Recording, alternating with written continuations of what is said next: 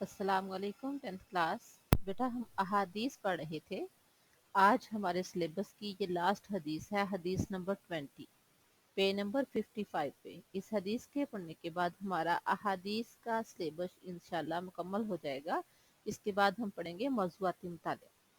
तो आइए अल्लाह का नाम लेकर शुरू करते हैं अपने सिलेबस की लास्ट हदीस, पे नंबर 55। खैरुन्नासी, खैरु बेहतर, अन्नासी लोगों में से, मन जो, यनफाउ नफा देता है, अन्नासा लोगों को। खैरुन्नासी लोगों में से अच्छा वो है, यनफा उन्नास जो लोगों को नफा देता है। फिर देखें, खैरुन्नासी मन यनफा उन्नास लोगों में से अच्छा वो है जो लोगों को नफा देता है। तो आइए अब इसकी तशरीह देखते हैं। कुरान करीम में इरशाद है कि दुनिया में इज्जत और कामयाबी उन्हीं लोगों के लिए है या उन्हीं लोगों को नसीब होती है जो खल्क़े खुदा को फ़ायदा पहुंचाते हैं। खल्क़े खुदा में अल्लाह ताला की मखलूक, इसमें इंसान, जानवर, चरिंद परिंद तमाम चीज़ें शामिल हैं। ये इंसानों में से अच्छा इंसान कौन है? जो अल्लाह की मखलूकात को फ़ायदा पहुंचाता है, जिसकी वजह से लोगों को फ़ायदा पहुंचता है और वो इंसानियत की फलाह बहबूद के लिए कोशां रहते हैं। और ऐसे लोग क्या करते हैं? उनकी कोशिश होती है कि हर वो काम करें जिससे लोगों को फ़ायदा पहुंचे, हर उस काम से इज्तनाब करें जिससे लोगों को नुकसान पहुंचे, जिससे अल्लाह की मखलूक को फ़ायदा पहुंचे, वो उनका अव्वलीन मकसद होता है। ऐसे लोगों के लिए ही तो अल्लाह ताला का फरमान है, कद अफलाहल मोमिनून, कि मोमिन तो कामयाब हो गए हैं। कौन से मोमिन? जो लोगों को उनके हकूक पहुंचाने में आगे आगे होते हैं। हकूकुल्लाह तो अदा करते ही हैं, लेकिन हकूकुल इबाद में भी वो कभी पीछे नहीं हटे। इस हदीस में इन्हीं बातों की वजाहत की गई है। हम लोगों को किस किस तरह से फायदा पहुंचा सकते हैं, तो आइए देखते हैं। हमें चाहिए कि तालीम के जरिए लोगों को फायदा पहुंचाएं, जैसा कि प्यारे पैगंबर सल्लल्लाहु अलैहि वसल्लम का फरमान है, बल्लिगु अन्नी वलौ आया, मुझसे एक आयत भी सुनो तो उसे आगे पहुंचाओ। यानी जो इल्म हमारे पास है हमें चाहिए कि हम दूसरों तक पहुंचाएं। जो अच्छी बात हमें पता है हमें चाहिए कि हम दूसरों को बताएं। जिस अच्छी बात का हमें पता है हम उससे फायदा उठा रहे हैं, अल्लाह की बाकी मखलूक भी उससे फायदा उठाए। जो बुरी बातें हैं हमें उनसे इज्तनाब करना है और हमें चाहिए कि हम दूसरे लोगों को भी इन बातों से रोकें। तालीम के जरिए ही हम लोगों को अच्छाई और बुराई में फ़र्क बता सकते हैं। तालीम के जरिए ही हम लोगों को उनके मसाइल का हल बता सकते हैं। आगे देखते हैं। माहौल को साफ सुथरा रखना भी इंसानी बहबूद के लिए ज़रूरी है। माहौल को साफ सुथरा रखना इंसान की बहबूद के लिए बहुत ज़रूरी है। अगर हम अपने घरों को साफ रखते हैं और कूड़ा करकट बाहर फेंक देते हैं तो मोहल्ले में गंदगी फैलती है और जिससे दूसरे लोगों को तकलीफ पहुंचती है। तो मेरे प्यारे पैगंबर सल्लल्लाहु अलैहि वसल्लम का तो फरमान है, रास्ते से तकलीफ दे चीज हटाना सदका है। यानी रास्ते में कोई चीज ऐसे पड़ी हुई है जिससे डर है कि किसी को कोई नुकसान ना पहुंचे, अगर वो हटा देते हैं तो वो आपके लिए सदका जारिया है। लेकिन अगर हम रास्ते में कूड़ा किटकट फेंकते हैं, खा खाकर चीजें उनके रैपर फेंकते हैं, तो माहौल साफ सुथरा नहीं रहता, गंदगी फैलती है, जरासीम फैलते हैं। और एक मुसलमान होने की हैसियत से हमें अपने पैगंबर सल्लल्लाहु अलैहि वसल्लम की बातों को मानना चाहिए और अपने आसपास अपने माहौल को साफ सुथरा रखना चाहिए। आगे पड़ोसियों का ख्याल रखना, उन्हें अजियत और तकलीफ में मुब्तला होने से बचाना, उनके हकूक की पासदारी करना और उन्हें फ़ायदा पहुंचाना है। हमसाए, हर शख्स दूसरे का हमसाया होता है। एक के हकूक है तो दूसरे के फ़राइज़ हैं। हमें एक दूसरे के हकूक व फ़राइज़ का बहुत ज़्यादा ख्याल रखना है। प्यारे पैगंबर सल्लल्लाहु अलैहि वसल्लम का फरमान है कि वो शख्स मुसलमान नहीं, वो शख्स मोमन नहीं जो खुद तो पेट भर कर खाकर सो गया और उसका हमसाया भूखा रहे। ہمسایوں کے حقوق کی اس قدر پاسداری کا حکم دیا گیا ہے کہ فرمایا کہ اگر آپ اپنے گھر میں کوئی چیز پکاتے ہو تو اس کی خوشبو اتنی زیادہ نہ ہو کہ ہمسایوں کے گھر میں جائے.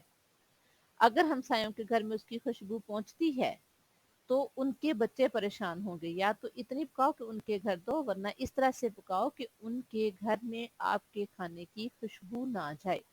اسی طرح پیارے پیغمبر صلی اللہ علیہ وسلم نے مزید فرمایا،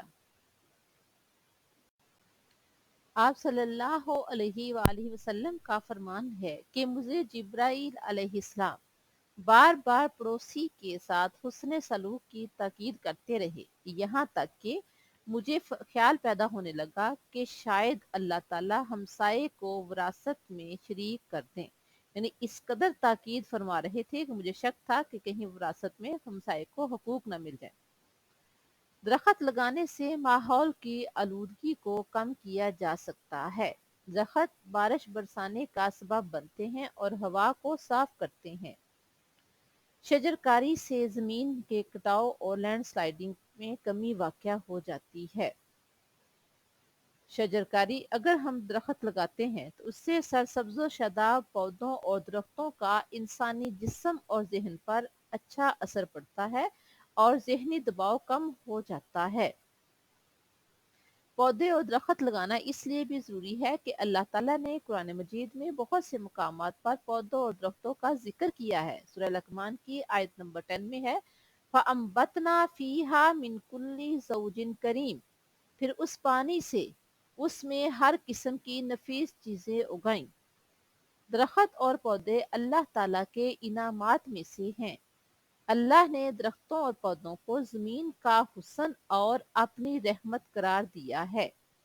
اللہ تعالیٰ کا فرمان ہے سورۃ النحل کی آیت نمبر 10 میں، وہی اللہ تو ہے جس نے آسمان سے پانی برسایا جسے تم پیتے ہو اور اس سے درخت بھی شاداب ہوتے ہیں جن میں تم اپنے جانوروں کو چراتے ہو. یعنی درخت انسانیت کے لیے انتہائی فائدہ مند ہیں اور انسانوں کے ساتھ ساتھ جانوروں کے لیے بھی بہت زیادہ فائدہ مند ہیں. وہ اس سے کھاتے ہیں، پیتے ہیں، درختوں سے ہمیں فائدے پہنچتے ہیں، جانوروں کو فائدے پہنچتے ہیں. اس لیے تو میرے پیارے پیغمبر صلی اللہ علیہ وسلم کا فرمان ہے، جو مسلمان درخت لگائے یا فصل بوئے، پھر اس میں سے جو پرندہ یا انسان یا چوپایا کھائے، چوپایا کہتے ہیں 4 ٹانگوں والے جانوروں کو، تو وہ اس کی طرف سے صدقہ شمار ہوگا. یعنی کوئی درخت لگاتا ہے یا فصل لگاتا ہے تو اس میں سے پرندہ یا انسان یا چوپایا کھائے تو وہ اس شخص کی طرف سے صدقہ شمار ہوگا. درخت اور پودے لگانا سنت نبی صلی اللہ علیہ وآلہ وسلم ہے.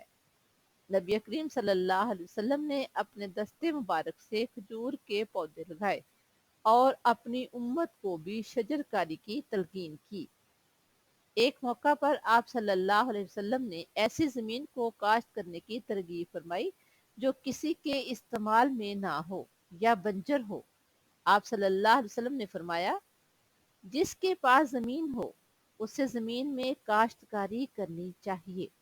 اگر وہ خود کاشت نہ کر سکتا ہو تو اسے اپنے کسی مسلمان بھائی کو دے دے تاکہ وہ کاشت کرے. یہ مسلم شریف کی حدیث ہے. یعنی زمین کو بنجر نہ رہنے دیں، اس میں فصل بوئیں تاکہ اس سے لوگوں کو فائدہ پہنچے. آپ صلی اللہ علیہ وآلہ وسلم کا فرمان ہے، اگر تم میں سے کسی کے ہاتھ میں کھجور کا پودا ہو اور قیامت آ جائے اس کے لیے اس سے پہلے وہ پودا ضرور لگائے. یعنی قیامت آ جاتی ہے اور اس کے ہاتھ میں پودا ہے تو وہ پودا لگانا ضروری ہے. یہ مسند احمد کی حدیث ہے. ان سب پہلوؤں سے مخلوق خدا کی خدمت کرنا خیر الناس بننے کا بہترین طریقہ ہے.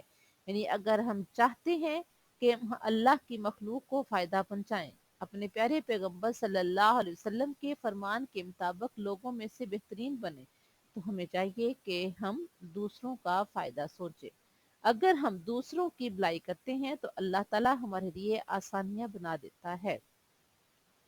یہ تو بیٹا حدیث نمبر 20 ہمارے سلیبس کی لاسٹ حدیث سے اللہ تعالیٰ سے دعا ہے کہ اللہ تعالی ہمیں احادیث کو سننے، سمجھنے اور ان پر عمل پیرا ہونے کی توفیق عطا فرمائے، زندگی کے ہر میدان میں ہماری مدد فرمائے، جو ہم چاہتے ہیں ہمیں وہ تمام مقاصد حاصل کرنے میں ہماری مدد فرمائے، ہم سے پڑھنے میں جو کوئی غلطیاں ہو گئی ہیں یا سمجھنے میں جو کچھ غلطیاں ہو گئی ہیں، اللہ تعالی ہماری اصلاح فرمائے، دنیا آخرت میں ہمیں کامیابی و کامرانی سے ہمکنار کرے، آمین۔ نیکسٹ ٹاپک ہو ہمارا موضوعاتی مطالعہ میں سے پیج نمبر 67 پہ طہارت اور جسمانی صفائی۔ احادیث ہمارے صورت ممتحنہ بھی مکمل ہو گئی ہے، صورت الاحزاب بھی مکمل ہو گئی ہے، احادیث بھی مکمل ہو گئی ہیں، اب ہم نے پڑھنا ہے موضوعاتی مطالعہ پیج نمبر 67۔ تو فرسٹ ٹاپک کا نام ہے طہارت اور جسمانی صفائی۔ انشاءاللہ نیکسٹ لیکچر میں ہم یہ پڑھیں گے۔ اللہ حافظ۔